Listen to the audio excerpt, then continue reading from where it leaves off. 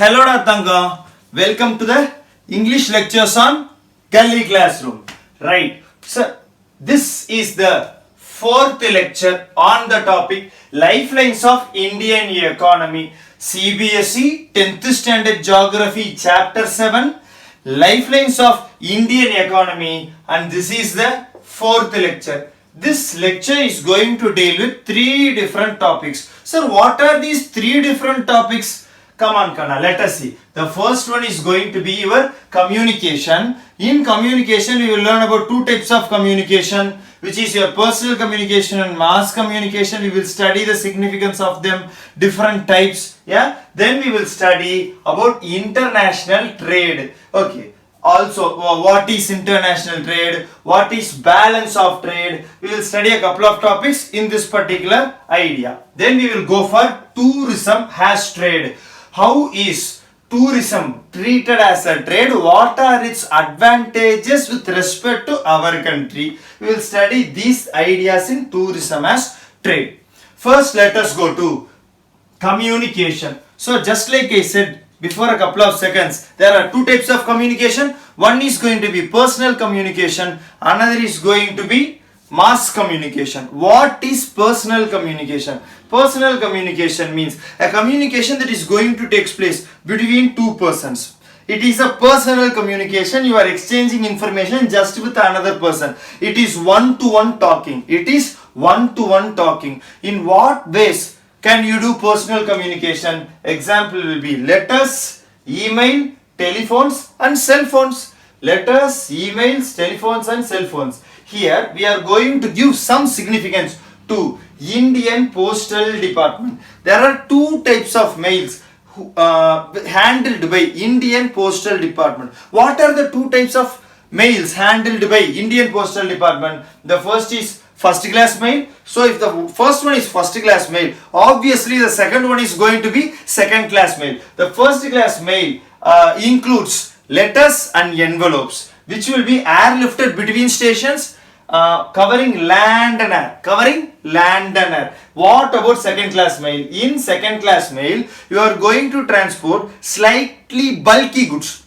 Slightly bulky goods. What are those slightly bulky goods? Books, packets, registered newspapers and periodicals. Books, packets, registered newspapers and periodicals. Okay, in order to do efficient transportation of the first class and second class mails, our Indian Postal Department has introduced some 6 new channels for quick delivery. Mail channels for quick delivery of mails. What are the names of these mail channels? They are called as Rajdhani channel, Metro channel, Green channel, Business channel, Bulk channel and periodical channel. Bulk channel and periodical channel. So what about India has the largest telecommunication network?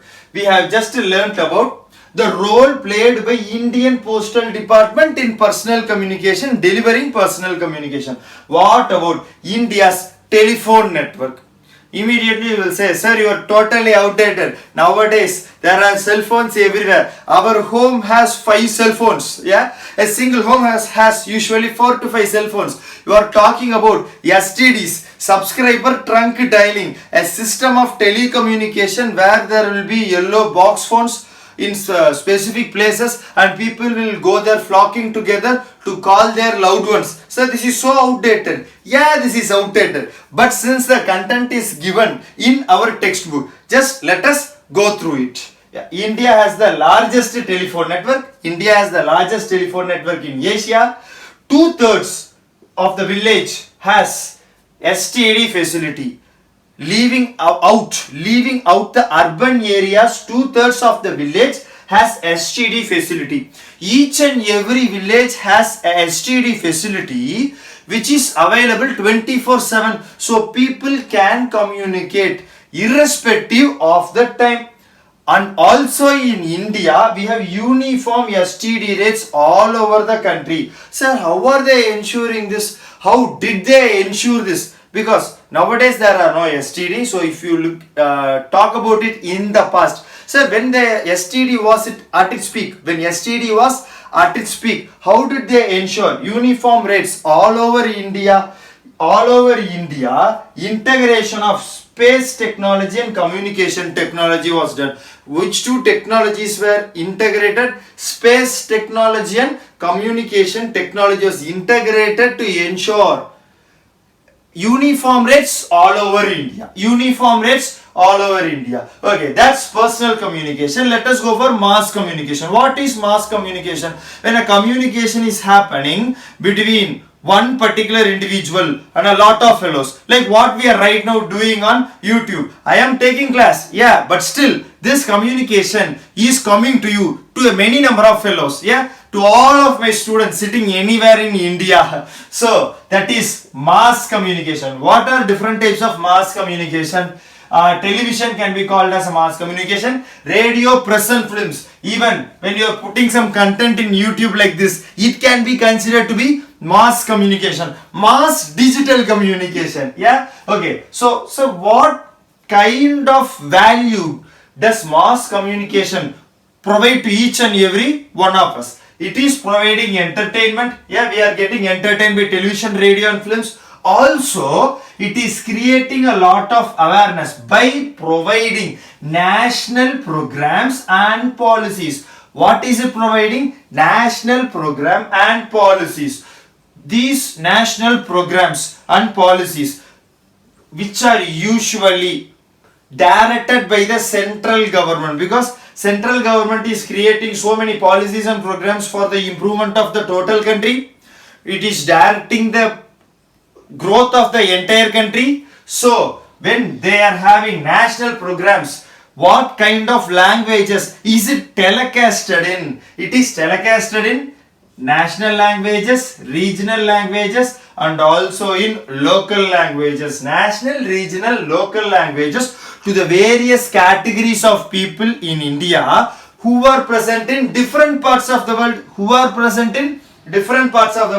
And also our mass communication system is strengthening democracy by giving news and other related information to the masses. When people are listening to the news, they become active participants in the democracy. And when more people are converted into active citizens, active participants in the politics of the country, automatically our democracy is getting strengthened. This system, a mass communication system, also helps the farmers. How, sir? How can mass communication system help the farmers? It is providing new farming practices to the farmers and new agricultural practices to the farmers. Information related to new technologies that can be implemented in farming. And through these methods, our mass communication system is helping the farmers.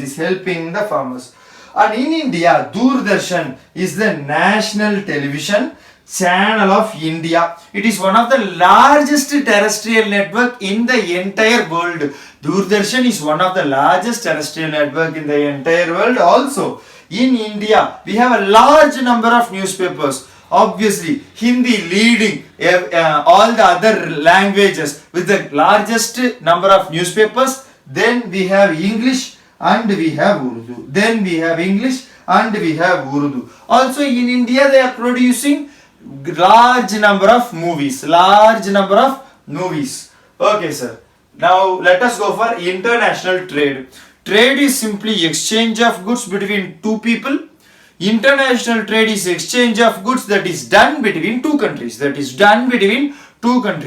What is international trade and index of? What is international trade measuring? International trade is measuring the economic prosperity of a country. If a country is more involved in international trade, if it is exporting more, automatically we can understand that it is the index to economic prosperity. International trade can be seen as the index to economic prosperity. What is index? It is like a markup. It is like a calculation of what? Economic prosperity of a country.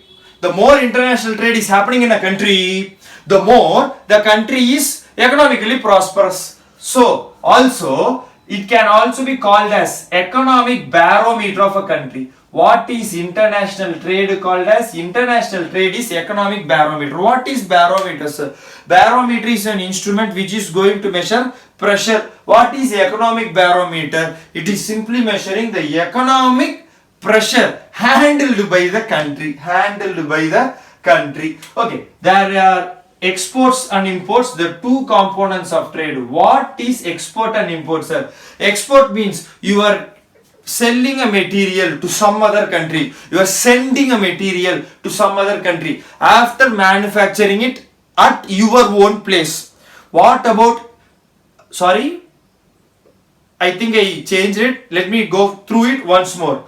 What is export? Export is you are having something in your country, you are sending it to other country. What is import, sir? Import means you are buying something from other countries. You are buying something from other countries. Export means you have some content, you are sending it to other countries. Import means you need some content, some engineering product. FGs. What is FG, sir? Finished goods. So a finished good is imported from some other country to our country.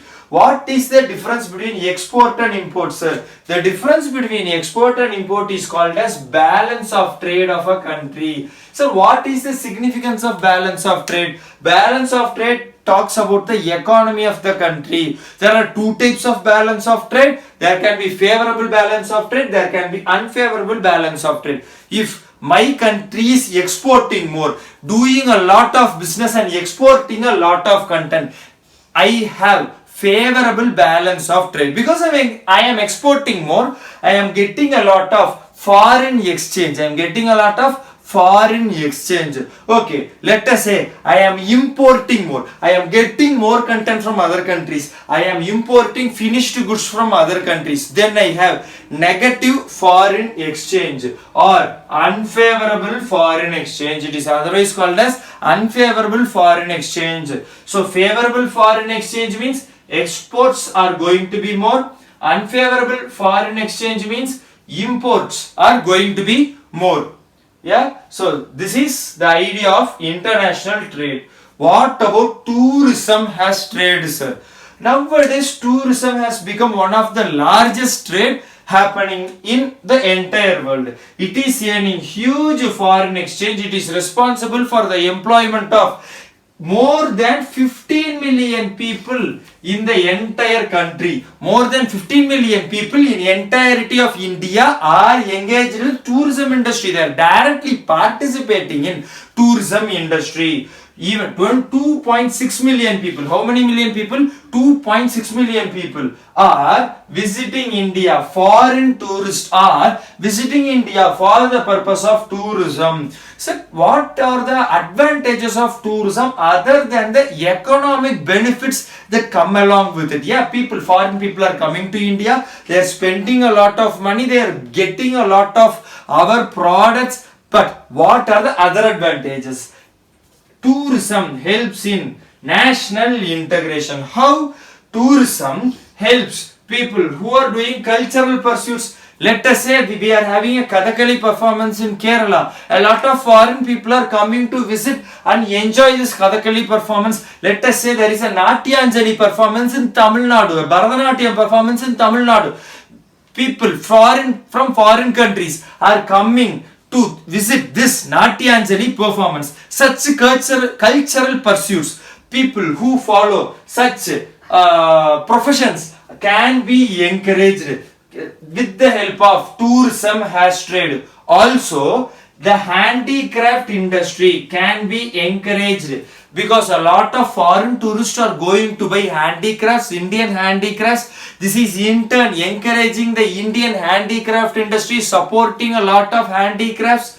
These handicrafts industry, support to handicrafts industry and cultural pursuits helps in the national integration of our country. Helps in the national integration of our country. Also, because we are getting a lot of international tourists, a greater understanding of our culture and heritage is happening all throughout the world. A better understanding of our culture, a better understanding of where we come from, our heritage is expected from all over the world, because a lot of people are coming and experiencing our culture and heritage in our own country, in our own place. Yeah, what about the next thing? Foreign tourists in India are coming for what types of tourism? They are coming for heritage tourism, eco-tourism, adventure tourism, culture tourism, medical and business tourism.